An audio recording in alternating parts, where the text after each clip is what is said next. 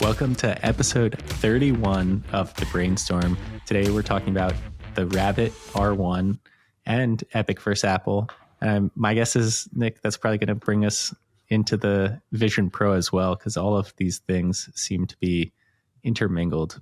But maybe, Nick, I'll just ask you, well, we got to set the stage for everyone. Nick, what is the Rabbit R1? Sure. So the Rabbit R1 is a new personal computing device. It was announced last week at CES, or there was a keynote during CES. It's about 25 minutes long. I recommend anyone go to their website and check it out. I think what we have here is maybe a paradigm shift in how we're going to interact with AI. And I think a lot of people have originally focused on the sleek design. It's red. It kind of looks like a old school or maybe a new school Tamagotchi. Nick's colorblind, so it's a little. I thought it was kind of orange. But. Okay, I actually am colorblind. To me, it's red or maybe what I would call burnt orange. But I think a lot of people on Twitter focused on this very cool design. It has a camera built in. It is multimodal. But I think really where I want to focus the conversation today is actually on the software. They have gone out, created a new foundation model. It's called a large action model. It's actually trained on user behavior in certain applications. So it's looking at how we as users interact with certain applications. So when you go to Uber, how is your hand tracking across a mobile phone? What are you clicking on? How exactly would an AI interpret and then go out and carry out the actions of someone wanting to book an Uber or buy something on Amazon or book a hotel room reservation, you name it. It's really the idea here is that this is an AI that can carry out end-to-end task completion. That's kind of the future pitch. So if you think about this in comparison to a large language models trained on vast amounts of text data, video data, photo data, and then you're asking for photo, video, or text, and it's giving you an output. What you're doing here is training AI on task completion carried out by humans, and then asking that AI to then carry out that task for you. So it's a text or voice input with an action output, which I think is really interesting because this is kind of, to me, how you get to the AI assistant era of what we're currently going through. And I think that's a huge opportunity long term because who doesn't, want that? I watch Iron Man probably far too frequently as a film. Jarvis, right? This is kind of the future that's being pitched here. Having an AI assistant trained on your personal behavior and preferences, and then being able to ask and have it carry out and actually task for right? you and actually execute, right? That's kind of the key component of this. And I think that's what's, so compelling about the device and really the software component of it is that approach of, hey, let's take this AI kind of race and push it, in my opinion, like 10 steps forward in what capability these models are able to carry out. And it's exciting to see, Nick, I think when Reggie was on, we were talking about AI hardware because the Humane tab came out, right? Obviously, this is a different iteration of that. I think one of the takes from all of the haters online was, why isn't this just an app? And so I can explain. Would love your take, and then I'll kind of share how I was thinking about it. I feel like I said how I was thinking about it, and it sounded dumb, but you'll let me know if it actually is dumb. Yeah, I can explain my take and my understanding after looking and rummaging through the website. So what's actually happening on the back end when you're interacting with this device is you'll first upload and essentially connect your different applications to the device. So if you want to book a ride, you'll connect your Uber account. So it has your payment information, it has your account to be able to actually carry out that end-to-end, that task. And what's actually happening is that app is being hosted as an instance in Rabbit's private secure cloud. And so what's happening every time you're doing this is they're essentially running an application or the model on top of the application in their cloud. and then actually retraining the model every time new users are interacting with it. So I think there's a training component to this, whereas, and then also a privacy reason for this, because it would be like, the reason you couldn't do this as an application, or the reason no one besides maybe Apple or Google couldn't do this as an application, is because you'd have to use their ecosystem and essentially ask them for permission to do this, which I don't think they would ever let you. And this is, you already see them cracking down on Epic for other different reasons, but they have an ecosystem they want to protect, and this I think would probably not fit into how they want applications working. So right. I think there is that component to it. Yeah. And maybe, we'll just mingle topics here, because I think the ecosystem is a part of it. And at least the way that I was thinking about it is, right, it's like when the App Store launched, and for a long period of time, it was like the apps exist in the Apple ecosystem, and the way you enter that ecosystem is through the phone. But now those apps exist beyond the phone, right? So it's like the phone's just one portal in, and instead of being a gateway, it's now more of a hindrance than anything, right? And so it's like you can't actually use the apps to their full capability through the iPhone, because people want to go beyond what the iPhone can offer. I'm using iPhone and Apple ecosystem kind of hand in hand. No, and I think that's correct. And I think longer term, if this plays out, I think this is a huge disintermediation between consumers and marketplaces, and consumers and apps, and consumers and Apple, right? Because you now have this middle layer of software that is acting on your behalf, or when you ask for something, it goes out and carries out what you want within the app ecosystem or within the marketplace ecosystem that has been building for the last 20 years. And I think if you can understand how that would displace marketplaces or displace applications, then you start to realize how important this layer can be, because it transfers the trust when you're creating or consuming in the digital world from marketplace or Apple or application or Uber to the AI assistant. So in this case, you're giving full ownership and trust over to Rabbit or whoever is going to be carrying out on your behalf, instead of when I go to Amazon, I'm trusting that they're going to put the right product in front of me, or when I go to Uber, they're going to give me the best pricing. Essentially, you have now an aggregator in between all of that, because when you go to ask Rabbit, I'll use an example here. You are going to say, hey, I need AA batteries and I need them here tomorrow. And it's not just going to look at the prices on Amazon and Walmart. It's going to look across the entire web, because that's the unlocked capability.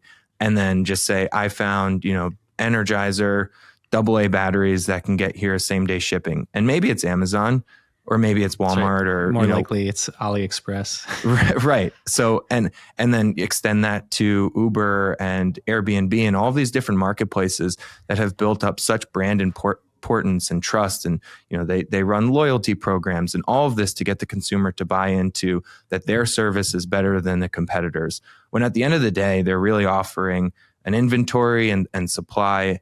And I think what this will do is change all of that branding marketing to just inventory and pricing, right? Who has the biggest supply for what I want, and who has the lowest price in the context of, I need a Airbnb in upper state New York for next weekend. It's not going to be, oh, I know Uber can get that for me. It's going to be, I know Rabbit's going to find me the next, the best house that is trained on my, understanding and preferences, which is kind of that other layer of personalization that these apps have, right? There's plenty of AI and ML work that goes into recommendation software today. Right. This extends beyond that, right? It's an abstraction of kind of these current marketplaces and app ecosystem. And that's why I think it's so important kind of fully understand this shift over the long term. And one thing we mentioned is, or we didn't mention, is that Rabbit is only charging $200 for this device, which subscription. is no subscription. And so you ask yourself, well, how do they make money in the long term? One, I think there's going to be a take rate. So when Rabbit goes to, put a choice in front of a consumer, there will be bidding wars on the opposite side, kind of how search works today. When, a consumer says, I need a rental property, Airbnb, Vrbo, they'll be bidding for kind of that space within the context window of what does this consumer want. I think that's kind of how the market will shape up. That's kind of early read of how this could become, a very large business. And it, just for people out there who haven't watched the video yet or haven't been following along, it's done, I think they've sold 40,000 units so far as like a pre-sale, much greater than I think their expectation. I think initially they were hoping in the thousands. So they've already increased their requests from their manufacturers, I think. And we'll see how it actually plays out, right? The question is, it's cool. It shows the path to the future. Unclear if this is the solution, right? Are people going to carry around 2 items in their pocket? I think there's the form factor is probably still to be figured out, but the path and disintermediation that you're talking about, I think, is becoming more and more clear. And then, Nick, I'll just use this to transition here. We alluded to it a few times with Apple and Epic. Can you kind of set the stage there? What happened? Why is it back in the news now? And why is Apple being so mean? Sure. Yeah, I think that's a nice way of putting it. The story really dates back to August 2020 when Epic filed an antitrust lawsuit against Apple. And this was a result of Apple kicking Fortnite off the App Store after Epic introduced a third-party payment option in lieu of Apple's payment option. And this is, a very important business and revenue stream for Apple. Apple takes a 30% cut of all in-app purchases. They want you to use their rails so that they can track and understand what's happening in this ecosystem. The idea here is that 30% is fair because it's essentially a lead generation from the Apple ecosystem, and they're also providing privacy and safety for their consumers. Epic, sees it a different way. They see it as a tax not only on them, but ultimately on the consumer, because they have to adjust their pricing to, accommodate for that 30% tax. And that's not, to say that it's not just Epic is what I'm trying to say. It's not just Epic that sees it this way. There's plenty of applications and companies that have gone and pointed this out. We're now, 3 years later, almost 4, and we finally have gotten to a point where the Supreme Court, after, this battle has gone through several different districts, and Epic has won some points, Apple has won on others. It finally got pushed all the way up to the Supreme Court. The Supreme Court has denied to hear both sides. And so what has ended up happening is Epic has won on the count of Apple needs to allow for third-party payment options to be available at least through a web browser. And so maybe people are familiar with this if you've ever used, some applications will redirect you to a web browser so that you can then sign up for a music streaming service, but you're actually doing it through a web browser. The idea here is that, and this is not really well understood in the US, it's in other markets where Apple is actually lost on this. Specifically the Netherlands. This is really an interesting point here. Back in 2022, the Netherlands ruled that Apple had to open up this payment option for dating apps. And what Apple did was said, okay, you're allowed to do that, but we're going to put up a big pop-up window that says Apple does not guarantee the safety and privacy when you leave the Apple ecosystem and move on to the native web. And we're actually still going to charge these applications 27%. So a 3% haircut to the 30% rate that Apple currently is charging on IAP or in-app purchases. And everyone said, okay, maybe they're going to do this, maybe they're not. Well, turns out that's exactly what they plan to do here in the US. And so, after a lengthy legal battle, you have the outcome, which is Epic is allowed and other applications are allowed to point users away from Apple's payment option. They have to go through a web application. They have to be notified that they're leaving the safety of Apple's ecosystem. Then they have to, put in all of their information, probably re-look for what they were planning to buy already. So, plenty of hurdles built in. And I think Tim Sweeney pointed out several of these in a tweet he had. And then the developer is still out 27%. So how much did, Epic win here? Not much. I wouldn't even call it a small victory because of how Apple has essentially reacted to this point. And now it's Tim Sweeney has tweeted that, they're planning to go back into the district courts because they believe Apple has acted in bad faith given their, the resolution they came to, or, what they thought was a proper remedy to this problem. So it's not, it's a lot. There's a lot going on. It's a bit messy. Trying to follow all of these court hearings. It's not fun for probably any side. You're paying a lot of money out to lawyers. And, after all of this, we're kind of back in the same spot we were in 3-4 years ago. Pretty disappointing. And so the other piece here, I'll just continue on. It's the Vision Pro is starting to roll out, and we're hearing reports. The overwhelming one is this is a heavy product. I think in probably one of our first brainstorms adamantly said this is going to be a flop. What's your read from the early reviews? And then I guess let's tie it all back up and just really spell out how all three of these topics are interrelated. Yeah, I think when you project out how all of this plays out in the longer term, or you try to brainstorm, how can this backfire on Apple? When you think about Apple's services business, they're deriving a lot of that revenue, or the majority of that revenue, off the back of third-party developers building for Apple's ecosystem, right? Apple doesn't employ the employees of Uber, just to tie it back into the rabbit, right? But they all build for an iOS app and an Android app, but in this instance, an iOS app, which then helps and supports Apple's moat in the mobile phone category, right?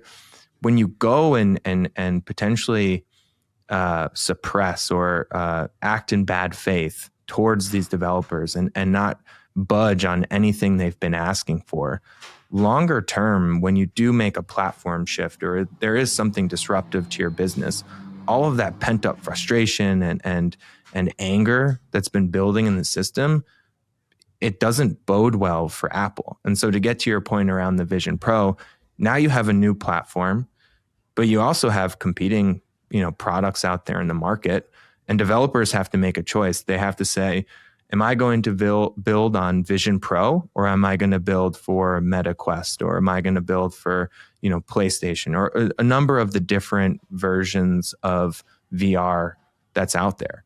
And so those are, the tactical, long-term decisions that I think developers will have to make. They're going to have to say, do I trust Apple to act in good faith in the, VR market, or do I trust another platform where the take rate's much lower? And, then, just to tie the bow on the Vision Pro, because I think I've been pretty adamant that the product is a hard pitch. And I think most people that are, big fans of Apple are saying, well, this is basically consider this version of the Vision Pro as a demo that you're able to buy for $3,500. And it's like, okay, but that's kind of what we knew. That's what we knew. Well, I mean, there was a lot of hope for maybe a more affordable version of it. But I think what we're seeing, at least in the earlier reviews, are, there are some positives, but there are also some negatives. And the negatives are ones that probably shouldn't have been overlooked to begin with.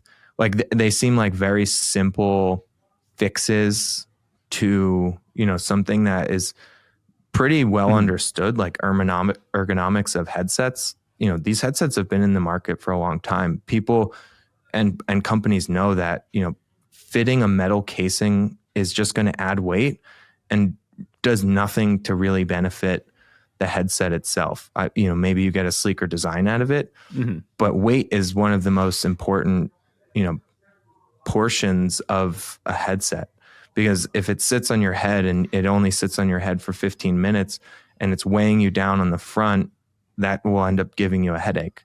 And that's what you're hearing from reviewers.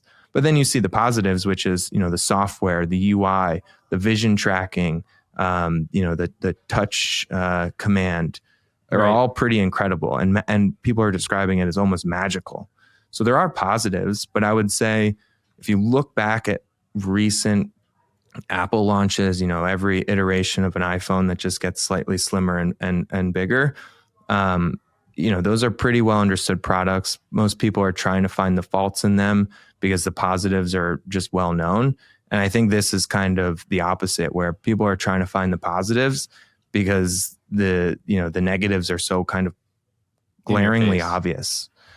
So, it will be interesting to see and how this plays out. I saw, and this may just be a rumor, but they only have the capability to fulfill 70,000 units in kind of this first batch that's going out. So there are potentially supply chain issues that are plaguing this as well.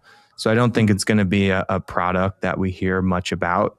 I think they'll let this kind of sit out there in the ecosystem, let developers build for it, and you'll see a new iteration of it in probably a year and a half.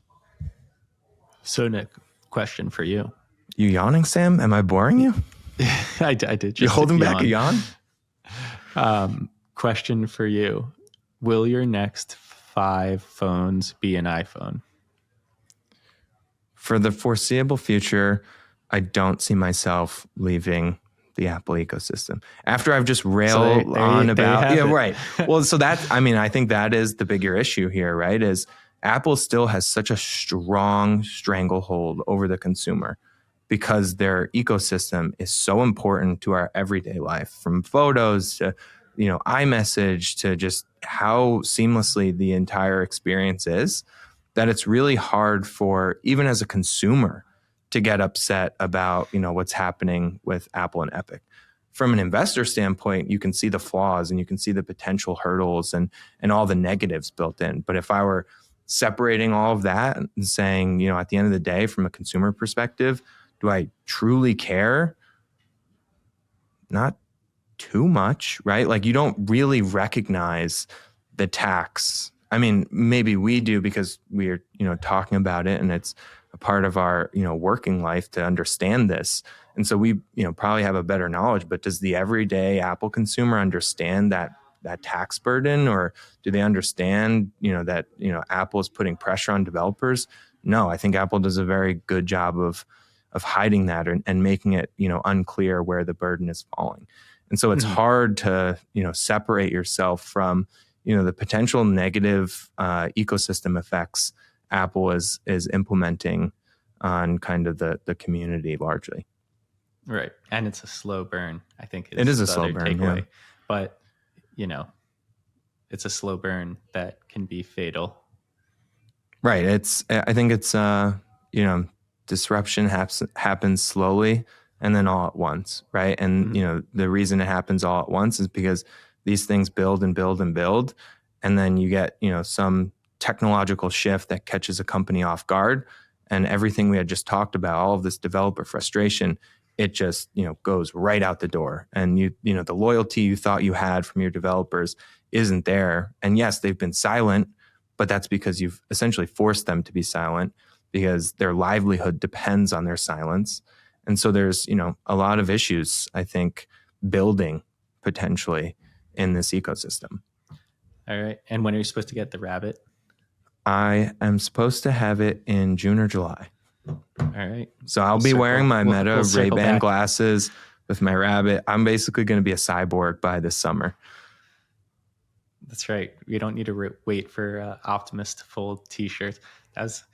We spoke about that already, but you already are a cyborg. But True. All right. Just a more efficient one, I guess. That's right. Everyone, we look forward to seeing you next week. And I mean, it is crazy just the speed at which all of these changes are happening. Yep. Thank you, everyone.